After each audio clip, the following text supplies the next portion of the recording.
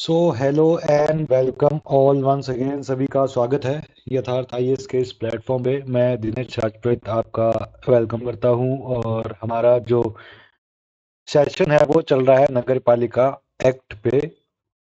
रो act हम पढ़ रहे हैं शुरू से लेके अंत तक, जितनी भी चीज़ें कवर करने की कोशिश कर रहे हैं।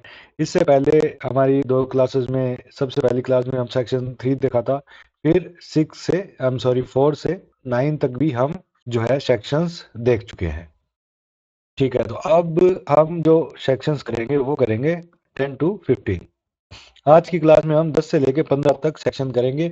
और इसमें मैं आपको पहले भी बता चुका हूँ कि जो फैक्चुअल पार्ट है वो आप याद करके रखिए। पिछली क्लास में जैसे मैंने आपको बताया था कि जो निमोनिक्स है वो तरीका आप अपनाइए फैक्ट्स को याद करने के लिए, सेक्शन की टॉपिक्स को याद करने के लिए, सेक्शन की हेडिंग्स को याद करने के लिए। कंसेप्ट हम समझ ही रहे हैं। और उसके बाद में जब एक क्लास हमारी 2-3 क्लास फुल हो जाएगी तो हम एक टेस्ट इसको बीच में रखेंगे। जितने भी सेक्शंस हमारे कवर हो गए हैं वो सारे जो है टेस्ट के माध्यम से हम अपने आप को चेक करने की कोशिश करेंगे। तो सेक्शन 10 से आज की हम डिस्कशन शुरू करेंगे। सेक्शन 10 है डिटर्मिनेशन ऑफ वर्ड्स के बारे में। ठीक है, डिटर्मिनेशन ऑफ वर्ड्स मतलब वर्ड का निर्धारण किस तरीके से किया जाएगा, कैसे डिटरमाइन होंगे वर्ड्स। तो इसमें देखिए, स्टेट गवर्नमेंट जो है वो डिटरमाइन करेगी वर्ड को। तो आप सबसे पहले तो ये जो स्टेट गवर्नमेंट है इसको आप ध्यान रखिए कि इसका जो कार्य है वो स्टेट गवर्नमेंट द्वारा किया जाएगा। 3-4 चीजें हैं। स्टेट गवर्नमेंट क्या करेगी? स्टेट गवर्नमेंट डिटरमाइन करेगी वार्ड्स में, हर म्यूनसिपैलिटी में कितना वार्ड होंगे और किस तरीके से उनकी डिवाइडेड होंगे इलेक्शंस के लिए, स्टेट गवर्नमेंट करेंगे। उनका एक्सटेंट क्या होगा, कितनी उनकी बाउंड्री होगी, किस तरीके से वो अपना फैलाव रखेंगे, कितने नंबर ऑफ वार्ड्स होंगे, तो वो सब भी स्टेट गवर्नमेंट तय करेगा। नंबर ऑफ सीट्स कितनी तय होगी, और फिर वो हर क्लास के लिए किस तरीके की रिजर्व होगी। जैसा कि हमने सेक्शन 6 में देखा था कि अलग अलग कैटेगरी के लिए अलग अलग सीट्स रिजर्व होंगी, और किस तरीके से वीमेन की जो है 50% सीट रिजर्व होगी, वो भी स्टेट गवर्नमेंट की रिस्पॉन्सिबिलिटी है कि वो उसको चेक करे। और number of wards for women, women के लिए जो टोटल नंबर ऑफ वार्ड्स है वो एज पर द रिजर्वेशन उनको अप्रूव कराए गए हैं नहीं कराए गए हैं, ये तीनों चारों चीजें जो है वो क्रॉस वेरीफाई भी करेगी और पहले उसको इम्प्लीमेंट भी करेगी स्टेट गवर्नमेंट। सो स्टेट गवर्नमेंट, जैसे ही स्टेट गवर्नमेंट का अपना कंप्लीट होता है, सो स्टेट गवर्नमेंट की जो भूमिका है वो हमने देखी। अब इसका सब सेक्शन 2 क्या करता है कि जो seats reserve for schedule caste और शेड्यूल ट्राइब्स है, या फिर बैकवर्ड क्लासेस के लिए है, या फिर विमेन के लिए है, वो अलॉट की जाएगी bye rotation. Bye rotation means जो है रिजर्व सीट्स वहां पे रखी जाएगी। रोटेशन के बेसिस पे जो सीट्स है वो वहां पे आती रहेगी, और फिर वहां पे एक बार एससी की सीट आ जाएगी, फिर एसटी की आ जाएगी, जनरल की। बाय रोटेशन, जैसा कि एमपी एमएलए और पंचायती राज में चलता है, उसी तरीके से यहाँ पे भी प्रावधान रखे गए कि रोटेशन से सीट्स वहां पे आएगी। फिर क्या है, थर्ड नंबर कह रहा है कि the state government shall carry out the determination of boundaries of the wards and allocation of seats reserved in favor। जैसा कि हमने पहले बात की कि जो सेक्शन 6 में, देखिए यहाँ पे लिखा भी है कि सेक्शन 6 में जो एक कॉम्पोजिशन बताया गया है कि किस तरीके से रिजर्वेशन प्रोवाइड किया जाएगा और किस तरीके से सीट एलोकेशन में in proportion to the population वहां की जो सीट्स है रिजर्व की जाएगी। तो वो सारी चीजें हैं वो स्टेट गवर्नमेंट तय करेगी कि वो सारी चीजें सुनिश्चित हुई है कि नहीं हुई है। और जो बाउंड्रीज है वार्ड्स की वो भी अच्छी तरीके से डिटरमाइन करेगी, और ये तय करेगी कि बाउंड्रीज तय नियम कायदे कानून से ही तय हुई है। ऐसा नहीं है कि जो पॉपुलेशन का प्रोपोर्शन है वो फुलफिल नहीं हो रहा फिर भी बाउंड्रीज बना दी गई है, ये सबकी कोई इरेगुलरिटीज ना हो। इसमें स्टेट गवर्नमेंट क्या ध्यान रखेगी, and also to the following provisions, क्या कि जितने भी जो वार्ड्स है वो जियोग्राफिकली कॉम्पैक्टेड एरियाज हो, काफी ज्यादा एक प्लानिंग से कॉम्पैक्टेड एरिया से होना चाहिए। जैसे ये एक वार्ड हो गया, ये एक वार्ड हो गया, ये एक, इस तरीके से। ऐसा नहीं कि एक वार्ड नंबर 1 यहाँ पे है, थोड़ा सा यहाँ से भी है, थोड़ा सा यहाँ से भी है, यहाँ पे एक आपने दूसरा वार्ड बना दिया, और इन ये तीनों वार्ड जो है एक वार्ड के, इस तरीके से ना हो। एक कॉम्पैक्टेड, ज्योग्राफिकली कॉम्पैक्टेड एरिया हो। और क्या होगा, जो wards है which are reserved for the ST and SA shall be distributed to different parts of the municipal area where the proportion of the population of such caste or tribes as the case may be is comparatively large। कहने का जो तात्पर्य है, हम 2-3 बार पहले भी देख चुके हैं कि जो रिजर्व सीट्स है वो उन्हीं एरियाज में लागू की जाएगी जहां पे पॉपुलेशन का प्रोपोर्शन है वो अच्छा खासा हो, उसी प्रोपोर्शन में रिजर्व सीट्स भी लाई जाएगी। अब ये जो सब सेक्शन है, ये जो सब सेक्शन 3 का सब क्लोज सी है, इसको मैं इंपॉर्टेंट मानता हूँ। जो इंपॉर्टेंट मानता हूँ वो आपको पहले ही बता रहा हूँ। आप इस जो मैं आपको इंपॉर्टेंट बता रहा हूँ उस चीज को तो आप भूलिए ही मत। जो एलोकेशन वार्ड की जो नंबरिंग है, वार्ड नंबर 1, 2, 3, ये कैसे होगा, ये नॉर्थ वेस्ट कॉर्नर से शुरू होगी। ये काफी इंपॉर्टेंट चीज है और कभी भी एग्जाम में मुझे ये लगता है कि ये पूछी जा सकती है, क्योंकि जो नंबरिंग है वो एक बहुत ही रैंडम और बहुत ही सब्जेक्टिव चीज है। तो इसको भी इस एक्ट में क्या है, एकदम क्लियरली एक्सक्लूसिवली बता दिया गया है कि भाई जो भी एरिया है उसके नॉर्थ वेस्ट कॉर्नर से ये क्या है, नंबरिंग शुरू होगी, यहां से एक नंबर वार्ड शुरू होगा। फिर सब सेक्शन 4 क्या कहता है, सब सेक्शन 4 कह रहा है कि the draft of the order under sub section 1। Sub section 1 कौन सा था इसमें, सब सेक्शन 1 था कि ये जो वार्ड्स है वो किस तरीके से बनेंगे, ये सब सेक्शन 1 था। तो ये सारी चीजें चेक करने के बाद, ये चारों चीजें जो मैंने आपको बताई कि एक्सटेंड सही होना चाहिए, रिजर्वेशन का क्राइटेरिया सही होना चाहिए, ये सारी चीजें सही चीज देखने के बाद स्टेट गवर्नमेंट क्या करेगी कि ड्राफ्ट फॉर दी ऑर्डर, ये इस चीज का जो ऑर्डर है उस चीज का ड्राफ्ट तैयार करेगी state government. Shall be publish for filing the objection there to within the period not less than 7 days, and a copy of the same shall be sent to the municipality concerned for comments। कहने का मतलब है जो राज्य सरकार है वो पहले तो निर्धारित करेगी कि कितने वार्ड्स होंगे और उनकी नंबरिंग किस तरीके से होगी, कितनी रिजर्व सीट्स होंगी, विमेन के लिए कौन सी रिजर्व सीट्स होगी, इस तरीके से एक ड्राफ्ट बना के और वो पब्लिक के सामने उसको पेश करेंगे ताकि ऑब्जेक्शंस लिए जा सके अगर किसी को है। और वो ऑब्जेक्शन कितने दिन में लिए जाएंगे, 7 दिन की यहाँ पे टाइम लिमिटेड है। तो ये जो फैक्ट है ये भी काफी इंपॉर्टेंट है कि जो वार्ड्स का जो ड्राफ्टिंग है उसके लिए ऑब्जेक्शन के लिए कितना टाइम मिलेगा, 7 दिन का टाइम आपको मिलेगा। और उसकी एक कॉपी म्यूनसिपैलिटी भी उस नगर पालिका क्षेत्र को भी भेजी जाएगी कि भाई आपके यहाँ पे जो ये जो है स्ट्रक्चरिंग वार्ड्स की गई है, अगर आपको भी कोई कमेंट्स आप देना चाहें तो वो आप दे सकते हैं। ये ड्राफ्ट आ गया, उसके बाद कमेंट्स ले लिए म्यूनसिपैलिटी से भी, अगर कोई कमेंट्स लेने तो वो ले लिए, कोई ऑब्जेक्शन लेने थे तो वो ऑब्जेक्शन ले लिए। इसके बाद नेक्स्ट स्टेप क्या होगा, लास्ट स्टेप है इसका, the state government shell consider any objection जो आम पब्लिक की तरफ से आएगा एंड द कमेंट्स जो म्यूनसिपैलिटी की तरफ से आ सकते हैं रिसीव्ड अंडर सब सेक्शन 4, ये sub section, and the draft order shall, if necessary, be amended, altered or modified accordingly, and thereupon it shall become final। कहने का तात्पर्य है कि जो कमेंट्स आ गए, जो ऑब्जेक्शन रेज हो गए, अब स्टेट गवर्नमेंट के पास ये डिस्क्रिप्शन है कि या तो वो उन कमेंट्स को अमेंडमेंट ऑब्जेक्शंस को लेके वो जो ड्राफ्ट है उसको अमेंड कर दे या अल्टर कर दे या मॉडिफाई कर सकती है, या फिर उसे लगता है तो वो उसको ऐसे ही रख सकती है। जो भी फैसला है वो स्टेट गवर्नमेंट लेगी और that decision will be final. और उस डिसीजन पे फिर further additional objections appeals will not be entertained at any level, that should be final.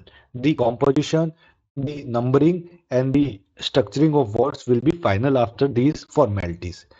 तो ये हमारा सेक्शन 10 हुआ। सेक्शन 11 क्या कहता है, सेक्शन 11 कहता है म्यूनसिपैलिटी का इलेक्शन। अब देखिए सेक्शन 10 तक एक मैं कहूं तो एक ग्रुप ऑफ सेक्शंस हो गया जो उसकी कॉम्पोजिशन के बारे में, रिजर्वेशन, सीट रिजर्वेशन के बारे में, या फिर उसके स्ट्रक्चरिंग के बारे में, इस सब के बारे में बात कर रहा था। अब जो सेक्शन 11 है, 11 से आगे जो है इसके इलेक्शंस पर ही चलेगा। तो जब आप याद करेंगे, निमोनिक्स भी बनाएंगे या किसी और तरीके से याद करेंगे तो इनकी ग्रुपिंग करके आप याद कीजिए।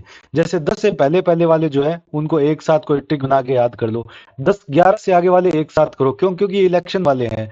वो सेम कैटेगरी के सेक्शन थे, ये भी सेम कैटेगरी के सेक्शन है। अब क्या है 11 में, 11 में कहता है कि जो म्यूनसिपैलिटी का है वो इलेक्शन किस प्रकार से किया जाएगा।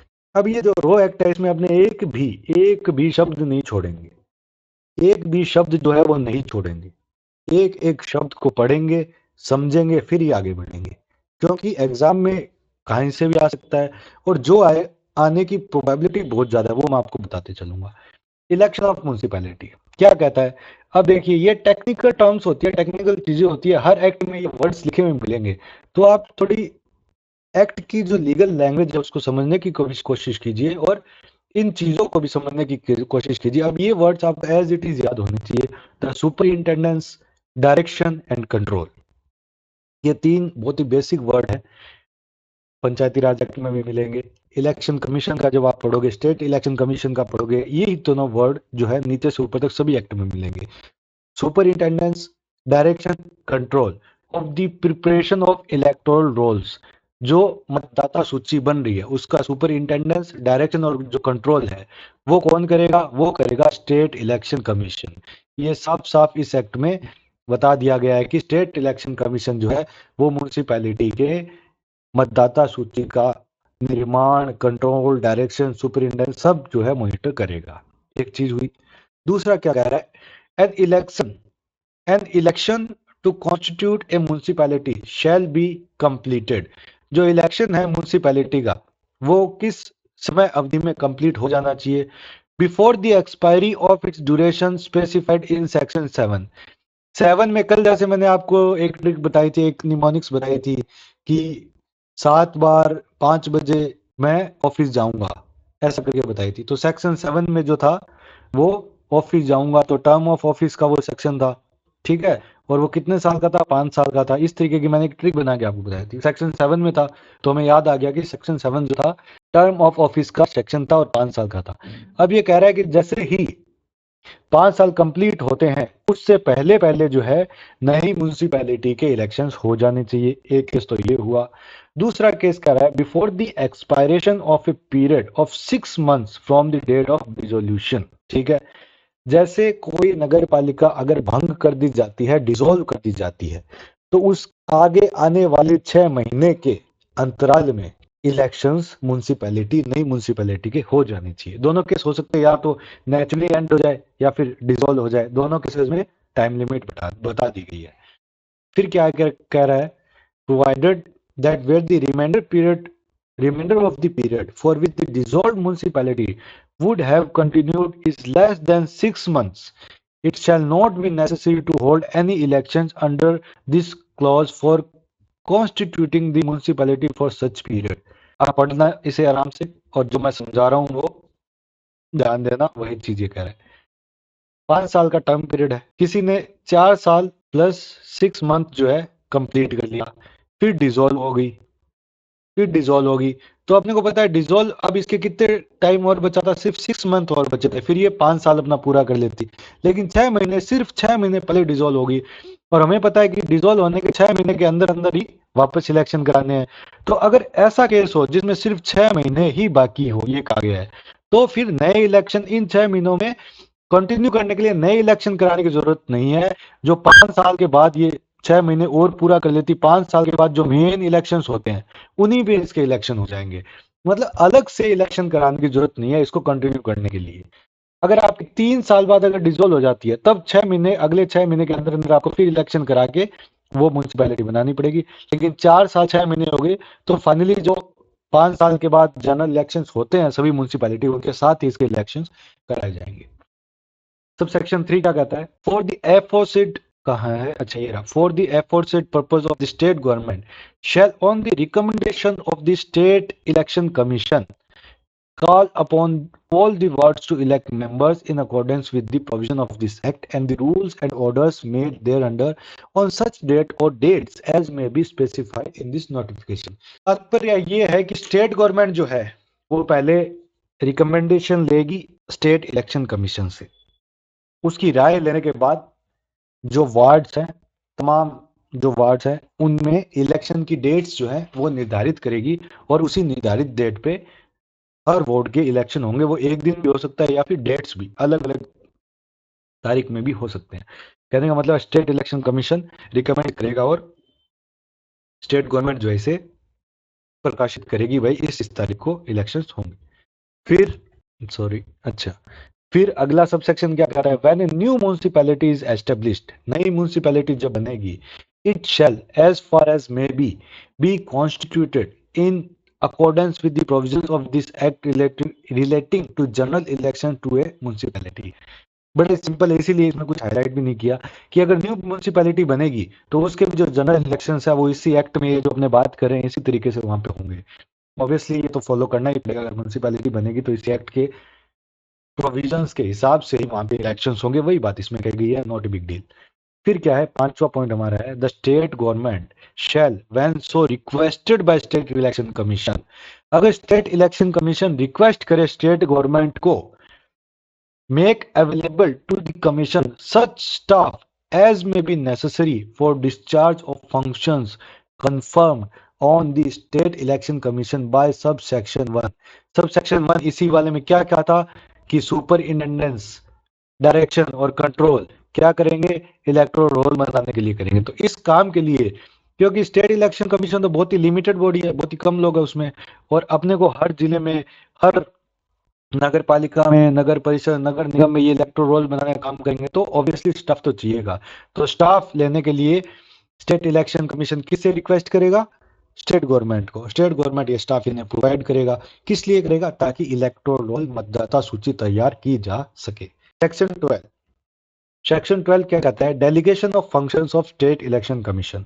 स्टेट इलेक्शन कमीशन को जो सुपर इंटेंडेंस, डायरेक्शन, कंट्रोल के फंक्शंस मिले हैं, उनमें से कुछ फंक्शन स्टेट इलेक्शन कमीशन जो है डेलीगेट करती है। वो किसको डेलीगेट कर सकती है, कब कब कर सकती है, ये सेक्शन 12 में बताएंगे।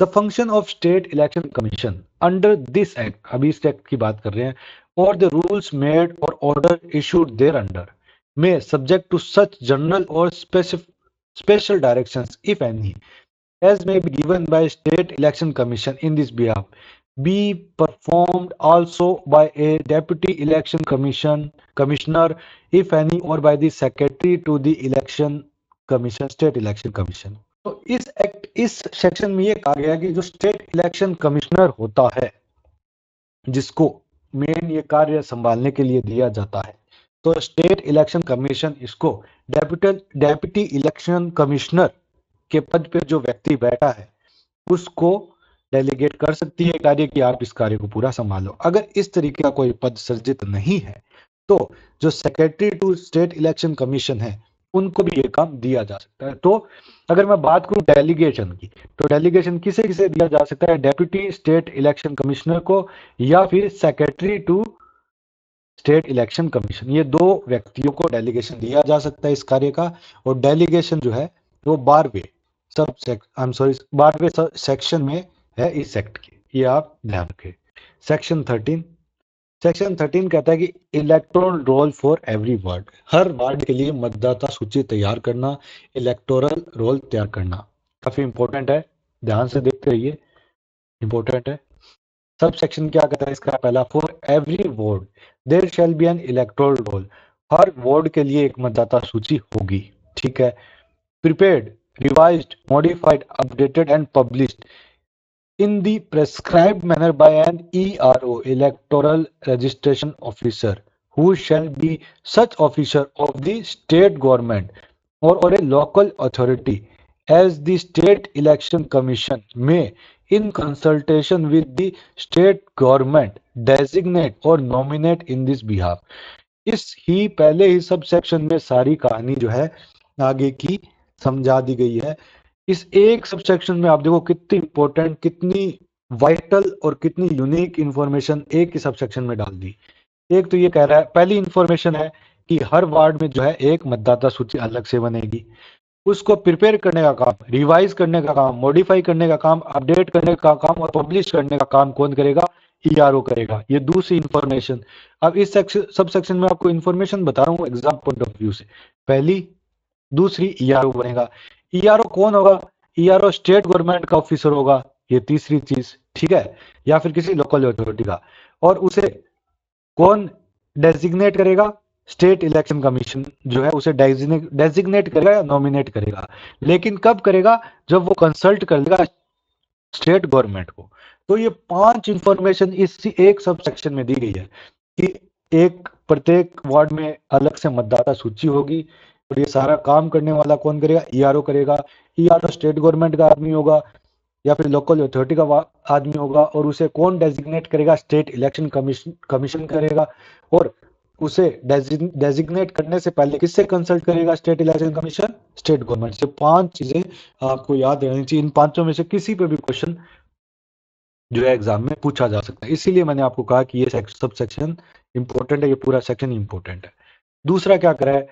The ERO, electoral registration officer. मैं इसको अब ईआरओ ही बोलूंगा तो आप समझ लीजिएगा मैं ईआरओ किसको कर रहा हूं। ईआरओ में subject to any prescribed restrictions employ such person as he think fit for the preparation and division of electoral roll for each vote. ठीक है, इसीलिए मैंने इसमें कुछ हाईलाइट नहीं किया। इसमें सिंपल बात कह रहा है कि जो रेस्ट्रिक्शंस है इस एक्ट में थोड़ी बहुत उनको छोड़ के नॉर्मल केसेस में ईआरओ जो है अपने विवेका अनुसार किसी भी व्यक्ति को जिसे वो ठीक समझता हो उसे मतदाता सूची तैयार करने के कार्यक्रम में लगा सकेगा। ठीक है, बहुत अच्छी बात है, एकदम इजीली समझ भी आ गई है। अगला अगला सब सेक्शन क्या कर रहा है? अगला सब सेक्शन कह रहा है कि स्टेट इलेक्शन कमीशन जो राज्य निर्वाचन आयोग है में अपॉइंट, वो अपॉइंट करेगा वन और more person as assistant ERO AERO to assist any ERO in the performance of his function. तो इसमें देखिए साफ साफ कहा गया कि स्टेट इलेक्शन, इसमें भी 3 इंफॉर्मेशन है, मेनली 2 है कि जो असिस्टेंट ईआरओ है उसको कौन अपॉइंट करेगा? उसको ईआरओ अपॉइंट नहीं करेगा, उसको स्टेट इलेक्शन कमीशन ही अपॉइंट करेगा। आप ये गलती मत कर देना कि असिस्टेंट ईआरओ ईआरओ अपॉइंट करेगा, नहीं, उसको स्टेट इलेक्शन कमीशन ही अपॉइंट करेगा। दूसरी चीज, जो असिस्टेंट ईआरओ है वो एक ही होगा? नहीं, एक या एक से ज्यादा हो सकता है। ये दूसरी इन्फॉर्मेशन, ये वाली चीज तो बहुत इंपॉर्टेंट है। नाम से तो लग रहा है भाई एक ईआरओ हो गया और एक असिस्टेंट ईआरओ होगा, नहीं, ईआरओ तो एक ही होगा। ये बात तो आप ध्यान रखो, ईआरओ तो एक ही होगा, लेकिन असिस्टेंट ईआरओ एक से ज्यादा हो सकते हैं। तो ये दोनों चीजें इस सब सेक्शन में इंपॉर्टेंट है। फिर अगला सब सेक्शन क्या कहता है? Every assistant ERO shall subject to the control of the ERO be competent to perform all or any functions of the ERO. जो ईआरओ के फंक्शंस है वो सभी या फिर जितना ईआरओ डेलीगेट करता है, अलाउ करता है, वो फंक्शन असिस्टेंट ईआरओ फंक्शन कर पाएगा, उसको इंप्लीमेंट कर पाएगा, उसके लिए कोई रेस्ट्रिक्शन नहीं होगी। बकायदा की जो ईआरओ है वो उसे अथॉरिटी दे, उसे कॉम्पिटेंट अथॉरिटी दे। अगला सब सेक्शन क्या कह रहा है कि subject to the provision of section 14, section 14, अभी हम सेक्शन 13 पढ़ रहे हैं, नेक्स्ट वाला हमारा सेक्शन 14 ही है, जो है disqualification of registration in electoral roll, उसकी बात कर रहा है। Subject to the provisions of section 14 every person who is not less than 18 years, मतलब 18 साल से ऊपर की आयु हो, ठीक है, और ऑर्डिनरीली रेजिडेंट हो, इसको मैं ओआर बोलूंगा आगे से, ऑर्डिनरीली रेजिडेंट, ऑर्डिनरीली रेजिडेंट हो म्युनिसिपैलिटी का, वो व्यक्ति एंटाइटल्ड होगा वहां की इलेक्टोरल रोल में अपना नाम लिखवाने के लिए। तो ये भी इंपॉर्टेंट इंफॉर्मेशन है। अगर कोई आपसे पूछ ले कि भाई आप जिस नगर पालिका क्षेत्र में रहते हो वहां की मतदाता सूची में अगर किसी व्यक्ति को अपना नाम जुड़वाना है तो क्या क्वालिफिकेशन चाहिए, तो आप उसे कहेंगे भाई साहब 2 क्वालिफिकेशन चाहिए। पहली क्वालिफिकेशन चाहिए कि वो 18 साल से ऊपर हो, ठीक है, और दूसरा जो है वो ओआर हो, मतलब ऑर्डिनरीली रेजिडेंट हो उस एरिया का। अब ऑर्डिनरीली जो रेजिडेंट है वो कौन हो सकता है, कौन उससे आउट होगा, कौन उससे इन होगा, ये आगे इसी सब सेक्शन के सब क्लोज में बताया गया है। एक्सप्लेनेशन के पार्ट्स में इसको अच्छे से लिया गया। अब देखिए जो पहला एक्सप्लेनेशन वो कह रहा है कि a person shall not deem to be or ordinarily resident in a ward on the grounds only that he owns or is in possession of a dwelling house therein। मतलब किसी व्यक्ति ने किसी वार्ड में कोई रिहायशी घर खरीद लिया तो उसके बेसिस पे आप उसको ओआर नहीं मानोगे। भाई मैं हूं, मैं जैसे सिटी एक्स में रहता हूं, मैं जयपुर में रहता हूं और मैंने जयपुर में मानसरोवर में मैं रहता हूं मान लीजिए, और वहां के जो वार्ड है उसी में मैं रजिस्टर्ड इलेक्टोरल रोल में रजिस्टर्ड हूँ, और मैंने विवेक विहार में एक मकान खरीद लिया। तो मैंने विवेक विहार में एक मकान खरीद लिया, उसका मतलब ये नहीं है कि मैं विवेक विहार का ओआर हूँ, ऑर्डिनरीली रेजिडेंट हूँ, ये मुझे क्वालिफाई नहीं करेगा। ये एक चीज आप ध्यान रखें। दूसरी चीज क्या है? A person absenting himself temporarily from his place of OR shall not by reason thereof ceases to be OR therein। अगर कोई व्यक्ति टेम्पररीली एब्सेंट रहता है जैसे मैं वही जयपुर का इंसान हूँ और मैं आरएस बन गया और मेरी जो नौकरी है वो बाहर रहती है, मैं बाहर काम करता हूँ लेकिन घर मेरा वहीं पे ही है, तो मैं टेम्परेली हमेशा घर पे तो नहीं रह सकता, टेम्परेली मैं बाहर ही रहूंगा। तो इस बेसिस पे मेरे को ओआर दर्जा मेरा वहां से उस नगर पालिका से नहीं हटाया जा सकता। अगर मैं उस नगर पालिका का व्यक्ति हूँ तो मैं उस नगर पालिका का ही व्यक्ति रहूंगा। मैं टेम्परेरी एब्सेंट रहता हूँ तो इसका मतलब ये नहीं होगा कि आप मेरा ओआर दर्जा हटा देंगे। तीसरा क्या कह रहा है, अगर कोई व्यक्ति पेशेंट है, इसमें देखिए तीन चार कैटेगरी दिखी है, ऐसे के ऐसे याद रखना। अगर कोई पेशेंट है, पेशेंट किस चीज का है, जैसे मेंटल इलनेस और मेंटल डिफेक्टिवनेस है उसे, या फिर अगर वो डिटेनी है, अगर किसी जेल में डिटेन्ड है, या फिर लीगल कस्टडी में है, या अगर किसी हॉस्टल में रह रहा है, या फिर एज ए कैजुअल विजिटर किसी होटल में आया है, अगर इन कैटेगरी में से कोई भी है वो व्यक्ति, तो वो उसे क्वालिफाई नहीं कराएगा कि वो एक ओआर कहलाए, मतलब ऑर्डिनरी रेजिडेंट कहलाए। अगर मैं कोई व्यक्ति हूँ, मैं जाके पाली में 2 दिन के लिए होटल में रह के वहां पे बुक करता हूँ और 1 महीने मैं वहां पे होटल में बुक करके रहता हूँ, तो इसका मतलब ये नहीं होगा कि मैं वहां का ऑर्डिनरी रेजिडेंट हो गया। मैं ऑर्डिनरी रेजिडेंट तो जहां से मैं आया हूँ वही का ही रहूंगा। या मैं कहीं हॉस्टल लेकर रह रहा हूँ, या कोई मेंटल डिफेक्ट है, या लीगल कस्टडी में हूँ, तो ये सारी चीजें मुझे तय नहीं करेगी कि मैं उस जगह पे ऑर्डिनरी रेजिडेंट कहलाऊं।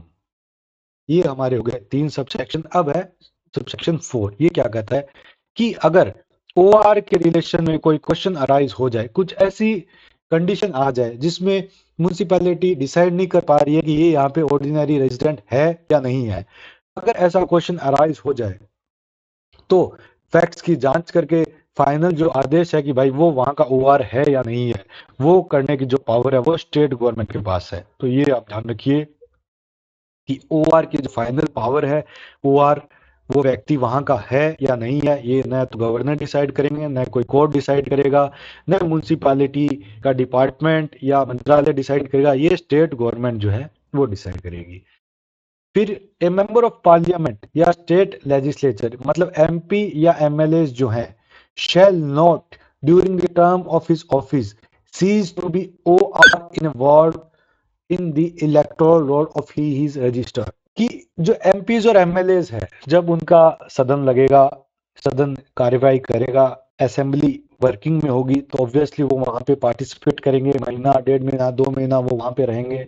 और भी बहुत सारे लीगल फंक्शंस होंगे जिनको निर्वहन करने के लिए, अपनी ड्यूटीज फंक्शंस को इम्प्लीमेंट करने के लिए उन्हें बाहर रहना पड़ेगा।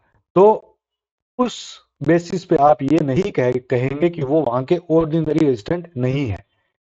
अगर एमपीज एमएलए अपने कार्य का निर्वहन करने के लिए बाहर रहते हैं, हाउस अटेंड मूल जगह का ओआर दर्जा नहीं हटेगा, वो वहां के ओआर रहेंगे। ठीक है। अब क्वालिफाइंग डेट की बात कर रहे हैं। अब देखिए इन्वर्टेड कॉमा में बोल्ड करके आपको दिखा रहा है, तो इस चीज में ये जो चीजें हैं ये थोड़ी इंपॉर्टेंट हो जाती है, मैंने पहले भी आपको क्लास में बताया था। क्वालिफाइंग डेट किसे कहेंगे? क्वालिफाइंग डेट कहेंगे means the first day of January of the year in which electoral roll is so prepared or revised। अब जो जनवरी का फर्स्ट डे है जिस साल में इलेक्टोरल रोल मतदाता सूची बन रही है, उस जनवरी का फर्स्ट डे जो है वो क्वालिफाइंग डेट होगा। क्वालिफाइंग डेट कहाँ पे आपको यूज होगा, ये देखिए, is not less than 18 years of age on qualifying date, ये यहाँ पे है। तो ये क्वालिफाइंग डेट क्या होगी, स्पेसिफिकली आपको बता दिया कि जो 18 साल है वो आप जिस साल में मतदाता सूची बन रही है उस साल की 1 जनवरी को लैंडमार्क लेके आप कैलकुलेशन करेंगे कि आप 18 साल के हैं या नहीं है। तो ये जैसे क्वालिफाइंग डेट होगी, उससे पहले अपनों ने अपॉइंटमेंट डेट या अपॉइंटमेंट डे के बारे में भी अलग से पढ़ा था। तो ये सारी चीजें आप याद रखिए, एग्जाम में बहुत इंपॉर्टेंस रखती है, और डायरेक्ट ऐसे ऐसे क्वेश्चन ही आपको आप जब फाइनल एग्जाम देंगे तो वहां देखने को मिलेंगे।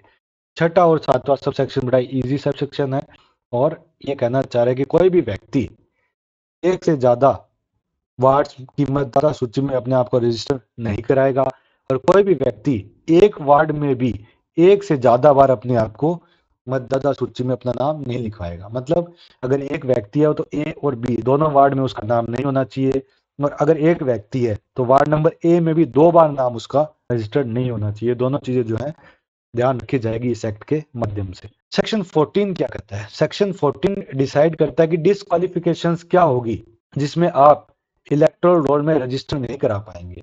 अगर आप व्यक्ति है कोई और उस एरिया में रहते हैं और इलेक्टोरल रोल में अपना नाम लिखाना चाहते हैं, तो किस बेसिस पे आप डिस्क्वालीफाई हो सकते हैं?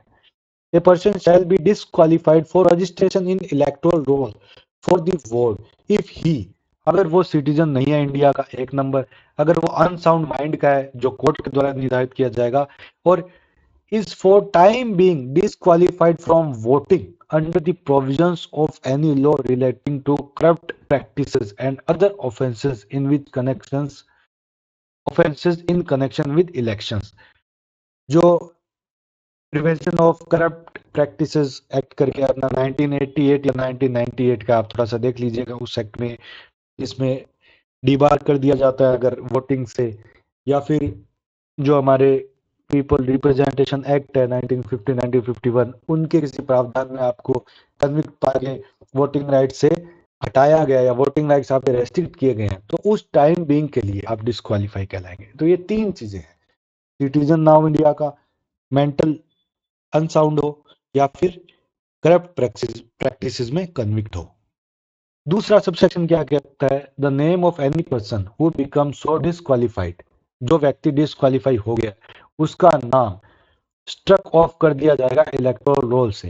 इलेक्टोरल रोल की जो सूची है उससे उसका नाम हटा दिया जाएगा, स्ट्रक ऑफ कर दिया जाएगा, प्रोवाइडेड, आपको ये चीज ध्यान रखनी है, that the name of any person struck off the electoral roll of a ward by reason of a disqualification under clause c ये वाला करप्ट प्रैक्टिसेस वाला of subsection 1 shall forthwith be re-entered in that role if such disqualification is during the period such role is in force, removed under any law authorized such removal।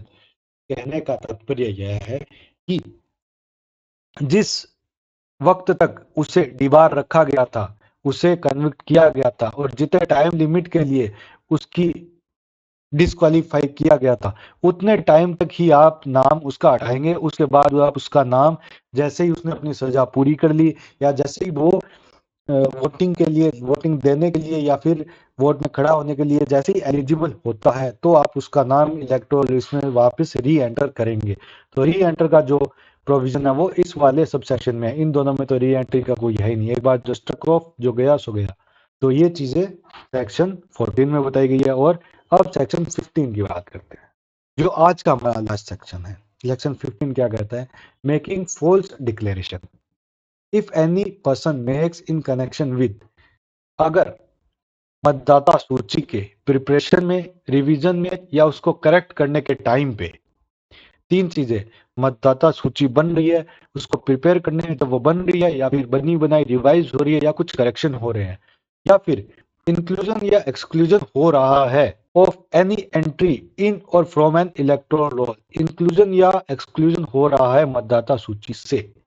अगर ये इन चारों पांचों activity में से कोई activity हो रही है, उनमें फॉल्स डिक्लेरेशन करते हो आप, ए स्टेटमेंट और declaration in writing which is false, अगर आप ऐसा फॉल्स डिक्लेरेशन यहां पे पेश करते हो तो सजा के तौर पर आपको 1 साल तक की सजा हो सकती है और कम से कम 2,000 रुपए जुर्माना लगेगा, और जो 2,000 रुपए जुर्माना है वो 5,000 तक भी बढ़ सकता है, depending upon the intensity of the act you have done. क्या बात हुई कि मिनिमम 1 साल तो जेल, 1 साल तो जेल और 2 से 5,000 तक जुर्माना, ये आपको भुगतना पड़ सकता है। हाँ, तो अब हमने जो डिस्कशन किया उसको एक बारी मतलब जल्दी जल्दी जो उसको रिवाइज करके देख लेते हैं ताकि कोई दिक्कत ना आए। ये हमने किया था सेक्शन 10 से। हाँ, तो सेक्शन 10 में हमने देखा कि जो वार्ड्स है उसका डिटर्मिनेशन कैसे होगा, स्टेट गवर्नमेंट करेगी और 3-4 चीजें देखेगी, उनका एक्सटेंट किस तरीके से होगा, रिजर्व सीट अच्छे से रिजर्व रखी गई है, एक्ट के प्रोविजंस के अनुकूल है या प्रतिकूल है, और जो वार्ड्स है विमेन के वो अच्छे से डिसाइडेड है या नहीं है।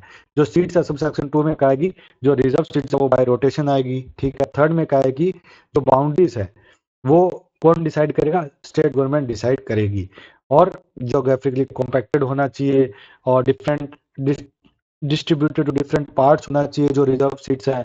और सबसे मेन जो मैंने बताया था कि जो नंबरिंग होगी वो नॉर्थ वेस्ट कॉर्नर से शुरू होगी। सब सेक्शन 4 कहता है कि 7 दिन के अंदर अंदर आप ऑब्जेक्शन ले सकते हैं जनता से या फिर कमेंट ले सकते हैं म्यूनसिपैलिटी से। 5वां कहता है ऑब्जेक्शन ले लिया, कमेंट ले लिया, उसके बाद या तो अल्टर कर दो या आपको नहीं करना है तो ओरिजिनल है वो फाइनल कर दो, उसके बाद फाइनल होगा। तो उसके बाद जो है कोई किसी तरीके का हस्तक्षेप, किसी तरीके का इंटरवेंशन इसमें अलाउड नहीं होगा। ये होगा 10वें तक। 11 के बाद अब इसके इलेक्शंस के प्रोविजन शुरू हो जाएंगे। 11वें में इसने कहा कि सुपरिंटेंडेंस, डायरेक्शन और कंट्रोल जो है म्यूनसिपैलिटी का वो कौन करेगा? स्टेट इलेक्शन कमीशन करेगा। इसके बाद इसने ये बताया कि जो सबसेक्शन 7 है उसकी जैसे ही पूरा अपना टर्म खत्म होगा उससे पहले इलेक्शन करा लेने हैं, या फिर अगर डिसॉल्व हो रही है तो डिसॉल्व होने के 6 महीने बाद तक इलेक्शन करा लेने हैं। उसके बाद अगले अगले सबसेक्शन में क्या कहता है कि द स्टेट गवर्नमेंट, ये चौथा इतना इंपॉर्टेंट नहीं था। 5वें में इसने कहा कि अगर स्टेट इलेक्शन कमीशन रिक्वेस्ट करेगा तो स्टेट गवर्नमेंट उसे स्टाफ प्रोवाइड कर देगी। 12वें में बोला कि डेलीगेशन कर सकते हैं फंक्शन स्टेट इलेक्शन कमीशन किस किस को? 2 आदमियों को, डेप्यूटी स्टेट इलेक्शन कमिश्नर को और secretary to state election commission को, 2 व्यक्तियों को कर सकती है। इलेक्टोरल रोल बनाने के लिए अब 13वां सबसेक्शन बड़ा इंपॉर्टेंट था। उसका सबसेक्शन 1 जो था उसमें बोला था कि ये जो सारा काम करेगा उसका प्रिपरेशन, रिवीजन, मॉडिफिकेशन, अपडेशन और पब्लिकेशन का वो सब काम करेगा ईआरओ। और ईआरओ स्टेट इलेक्शन कमीशन द्वारा नियुक्त होगा और स्टेट इलेक्शन कमीशन कंसल्ट करेगा स्टेट गवर्नमेंट से, उसके बाद ईआरओ नियुक्त होगा। दूसरे में कहा गया है कि जो ईआरओ है वो अगर अपने विवेका अधिकार से किसी भी व्यक्ति को इस काम में लगा सकेगा। तीसरे में कहा गया है कि स्टेट इलेक्शन कमीशन अगर चाहे तो एक से ज्यादा असिस्टेंट ईआरओ की नियुक्ति कर सकता है। चौथे में कहा गया असिस्टेंट ईआरओ के अंडर जो जो शक्तियां दी गई होगी उसके अनुसार काम करेगा। 5वें में कहा गया है कि अगर किसी भी मतदाता सूची में इलेक्टोरल रोल में आपको अपना नाम लिखवाना है तो 2 कंडीशन आपको फुलफिल करनी पड़ेगी, आप 18 साल से ऊपर और ओआरओ। ओआर में आपको 3-4 केस मैंने बताया था कि किस में आप ओआर होंगे, किस में ओआर नहीं होंगे। क्वालिफाइंग डेट की जो मैंने आपको बात बताया कि जिस साल में इलेक्टोरल रोल बनेगा उस साल की 1 जनवरी होगी, उसको क्वालिफाइंग डेट कहेंगे। 6वां और 7वां सिंपल था कि कोई भी व्यक्ति एक से ज्यादा वार्डों में अपना नाम मतदाता सूची में नहीं लिखा पाएगा और कोई भी व्यक्ति एक ही वार्ड में एक से ज्यादा बार, 2 बार, 3 बार अपना नाम नहीं लिखाएगा। 14 था डिस्क्वालिफिकेशन का। डिस्क्वालिफिकेशन के 3 ही आधार थे, या तो वो सिटीजन ना हो, या अनसाउंड माइंड हो, या करप्ट प्रैक्टिसेस के किसी एक्ट में वो दोषी पाया गया हो। और फिर 15वां था मेकिंग फॉल्स डिक्लेरेशन। अगर आपने preparation, revision, correction, inclusion, exclusion इनमें से किसी भी टाइप में फॉल्स डिक्लेरेशन दिया है तो आपकी 1 साल की सजा हो सकती है और 2 से 5 साल तक आपको जुर्माना लग सकता है। तो अब जो हमने आज सेशन किया उसमें हम 2 चीजें लेके चल रहे हैं। एक तो सेक्शंस याद करने की कोशिश कर रहे हैं और उसके अंदर जो इंपॉर्टेंट चीजें हैं, कहाँ पे ए आर हुआ है, कहाँ पे ई आर हुआ है, कितने ई आर हो सकते हैं, टर्म कितनी है, कितने जुर्माना हो सकता है, कितने टाइम का हो सकता है। और जो टेक्निकल टर्म्स है जैसे सुपर इंटेंडेंस, डायरेक्शन, कंट्रोल, ये 3 ही टेक्निकल टर्म है उसके स्टेट इलेक्शन कमीशन में। कब स्टेट इलेक्शन कमीशन कार्य करता है, कब स्टेट गवर्नमेंट डिसीजन लेती है, कब कंसल्टेशन होता है, ये सारी चीजें एग्जाम में पूछेगा वो। बस वो नाम बदल देगा, वो ये कर देगा कि स्टेट गवर्नमेंट नियुक्त करेगा और कंसल्ट करेगा स्टेट इलेक्शन कमीशन से। ये तो उल्टी बात हो गई। स्टेट इलेक्शन कमीशन जो है वो ईआरओ को अपॉइंट करता है और स्टेट गवर्नमेंट को कंसल्ट करता है। ऐसा उल्टा उल्टा घुमा के लिख देगा और आप उसमें कंफ्यूज हो जाओगे। तो इसीलिए इसको शॉर्ट नोट्स बनाओ। जो मैंने हाईलाइट किया इसीलिए हाईलाइट किया ताकि आपको बार बार पढ़ो तो इन्हीं चीजों को आप ज्यादा से ज्यादा रिवाइज करो। और मल्टीपल रिवाइज करोगे तो आपको सारी चीजें धीरे धीरे समझ भी आने लगेगी और याद भी होने लगेगी। लास्ट जो हमारा स्टेप बचता है वो है क्वेश्चन प्रैक्टिस का। तो हम एक सेक्शन जैसे हमारे 15-20 एक बार ही हो जाएंगे ठीक ठाक, तो उनके मैं क्वेश्चंस लेके आऊंगा। एक क्लास में हम क्वेश्चंस ही करेंगे। उससे पहले मैं आपको ये बता के रखूंगा कि हम नेक्स्ट क्लास में क्वेश्चंस करेंगे ताकि एक बार आप भी अपनी तरफ से जितना याद हो सकता है वो फुल याद करके आओ और ईमानदारी से देखो कि कितना याद होने के बाद आप कितना कर पा रहे हो। सो मिलेंगे नेक्स्ट क्लास में। Thank you very much.